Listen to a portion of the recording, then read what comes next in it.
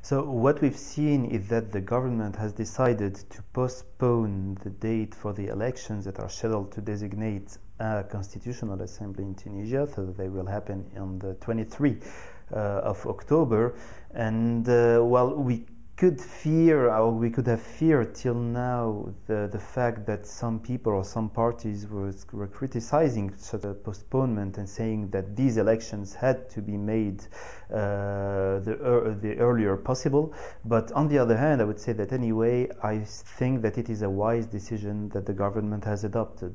Why? Because what we could see is that a lot of parties have been constituting. We have 82 parties now that are trying to come with their propositions, with their programs, but the problem is that only a few of these parties are well known or are known by the citizens, and the others are not known at all. And this is how, by allowing people or allowing parties to have 3 more months before engaging into these elections, I think that this is a way through which these same parties will be able to think much more about their programs, about their ambitions, also about the concrete propositions that they could come with to the citizens. And this is how I think that anyway, organizing these elections on July would really have been too early, and I don't think that delaying these elections 3 months is something that will really lead the country to any particular situation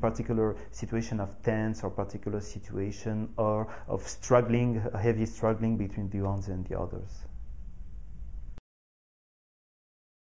Well, when we look at the interim government and its composition, what we can see is that some members of this government aren't members that are totally disconnected from the Ben Ali era. I mean, it is a regime, or it is a government in which you can find some people that used to compose with Ben Ali, some other people also that were the heads of the recent revolution, as was the case with a blogger, for example. And so on. So this is how we can see that the difficulty of this government was to constitute itself in a context in which a few members had disconnected themselves from Ben Ali's regime. And this is how we shouldn't get astonished, or we shouldn't get scandalized by the fact that some members of this same government were working with Ben Ali before. I think it is something normal. It's a normal process, and anyway, it is a temporary situation that I mean, that the nature of events will make it lead, or will make it evolve to another scenario that will be completely different, at least if the Tunisian citizens themselves decided to be different. So a lot of people have been criticizing the interim government by saying that it didn't deal well with the main issues that are present in Tunisia, and that some of its members didn't fit with the kind of job and the kind of responsibilities that they had. But according to me, we should keep in mind that this is still an interim government. It won't be the long-term government that will deal with issues in Tunisia during the five coming years. And this is how I think that we shouldn't criticize too much this government, which is imperfect, of course, but let's just see the situation as it prevails on the ground. I mean, we've had the rule of Ben Ali till last January.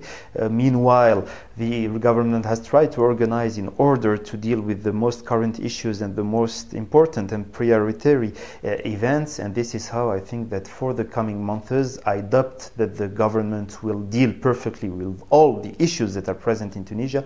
But on the other hand, I still believe that this government will come with the main decisions that will fit with what the country needs for itself.